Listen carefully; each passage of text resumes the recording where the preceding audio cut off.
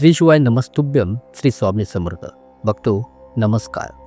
कुळदेवी अथवा कुळदैवत जेव्हा तुमच्यावर प्रसन्न होतात तेव्हा तुम्हाला संकेत देतात. काही संकेत असे असतात की जे ते अप्रत्यक्ष रूपाने देतात. यांना जर तुम्ही समजलात तर तुम्ही तुमच्या पूजेत तुमच्या साधनेत पुढे जात राहता. काही असे संकेत असतात त्यांना ते प्रत्यक्ष रूपानेही देत असतात. असे जे प्रत्यक्ष संकेत असतात ते खूपच कमी लोकांना मिळतात. पण हे प्रत्यक्ष संकेत जेव्हा तुम्हाला मिळतात तेव्हा त्याचा अर्थ हा होतो की तुमच्या घरामध्ये तुमची कुळदेवी अथवा कुळदेवतेचा पूर्ण रूपाने वास झालेला आहे.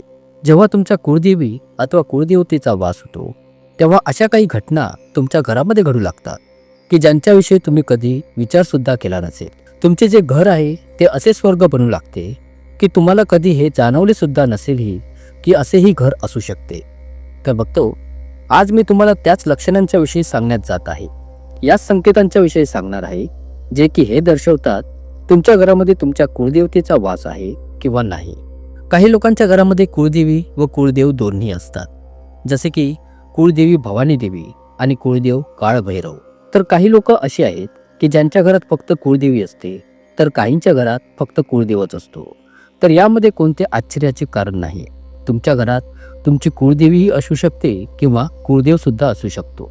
तर मग कुळदेवी आणि कुळदैवत तुम्हाला असे कोणकोणते संकेत देतात ज्यांनी तुम्ही हे जाणून जाऊ शकता की ते तुमच्यावर प्रसन्न आहेत आणि तुमची जी कार्य आहेत, जी कामे आहेत, जेथून ती पूर्ण होण्यास सुरुवात होते.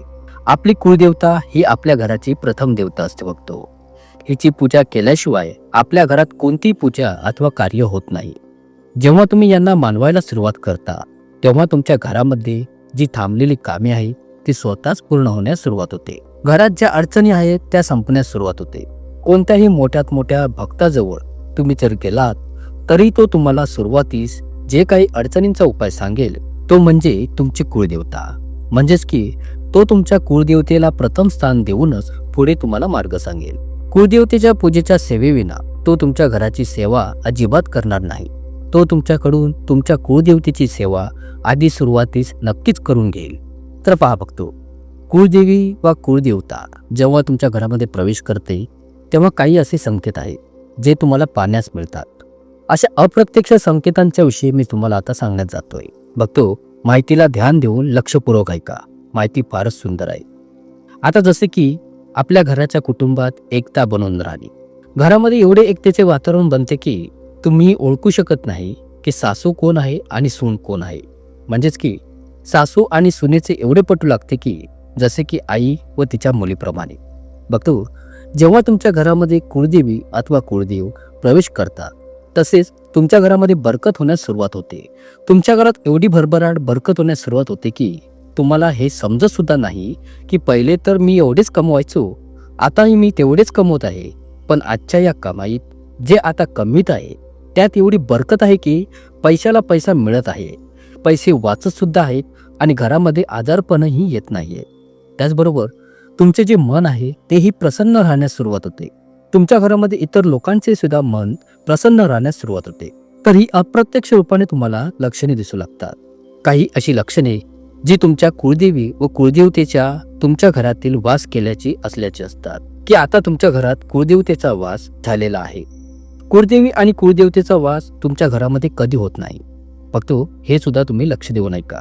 माहिती फारच सुंदर आहे.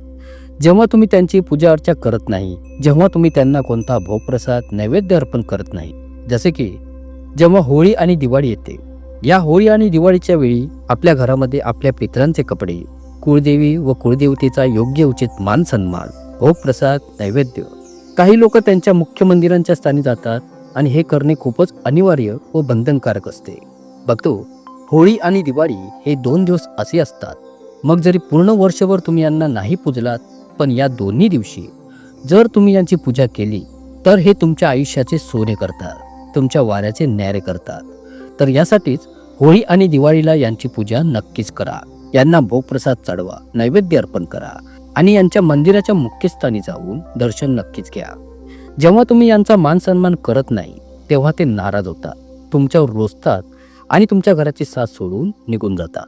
आता फक्त होऊ शकते की तुमच्या कुळदेवतेचे जे मंदिरचे स्थान आहे ते जिल्ह्यात ठिकठिकाणी असेल, पण यांचे जे सिद्धपीठ म्हणजे जे मुख्य स्थान असते तिथे तुम्हाला वर्षातून एकदा तरी नक्कीच जाणे गरजेचे आहे.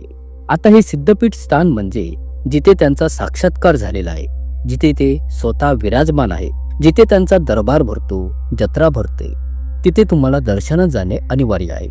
बघतो, तुमच्या घरातून जी कुळदेवी वा कुळदेव निघून जातात ते यासाठी जातात की तुमच्या घरामध्ये जेव्हा कोणते बाळ जन्माला येते तेव्हा तुम्हाला तुमच्या घराच्या कुळदेवी व कुळदेवतेचे जे मुख्य स्थान आहे तिथे तुम्हाला जाणे गरजेचे असते. काही लोक बाळाचे केस उतरवण्यास जातात. त्यांच्यासाठी हे अनिवार्य यासाठी असते की तशी त्यांची परंपरा ही रूढ असते. या कार्यांच्या परंपरेस मोडू नये, उलट याला पुढे चालूच ठेवले पाहिजे. जे तुमच्या वाडवडिलांनी केलेले आहे तेच तुम्हालाही केले पाहिजे. कारण देवता जे आहेत त्यांचा मानपान हा तुमच्या वाडवडिलांपासूनच चालत आलेला असतो. फक्त लग्न झाल्यानंतर त्यांच्या स्थानी नक्कीच गेले पाहिजे. कारण काही घरांमध्ये कट जोडण्याची जी जात आहे ती त्यांच्या स्थानी जाऊनच जोडली जाण्याची परंपरा असते. तर बघतो, आता आपण पाहणार आहोत प्रत्यक्ष संकेत, ज्यांनी तुम्ही हे जाणून जाऊ शकता की तुमच्या कुळदेवी आणि कुळदेवतेचा वास तुमच्या घरामध्ये झालेला आहे. त्यापैकी पहिला संकेत हा असतो की तुमची कुळदेवी व कुळदेव जेव्हा तुमच्या घरामध्ये प्रवेश करतात, जेव्हा त्यांचे वास्तव्य तुमच्या घरात बनते, तेव्हा एक सुगंधित सुवासाचा वास तुम्हाला येण्यास सुरुवात होते. म्हणजेच की तुमच्या घरामध्ये मनमोही सुगंधित वातावरण निर्माण होऊन तो सुगंध जो आहे तो तुमच्या घरात बनण्यास सुरुवात होते. त्याची अशी जाणीव तुम्हाला प्रत्यास येऊ लागते.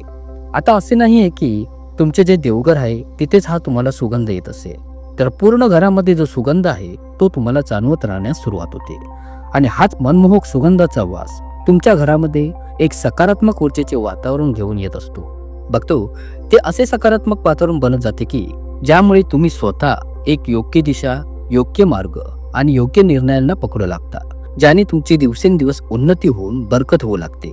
खरं तर बघतो, आपण हे पाहिलेच असेल की जे लोक चुकीचे विचार करू लागतात, चुकीचे निर्णय घेऊ लागतात, जसे की काही लोक आत्महत्या करतात, कोणत्या वाईट प्रवृत्तीची कृत्य करतात, ते त्या घरातील नकारात्मक ऊर्जेच्या शक्तीच्या प्रभावाने करतात.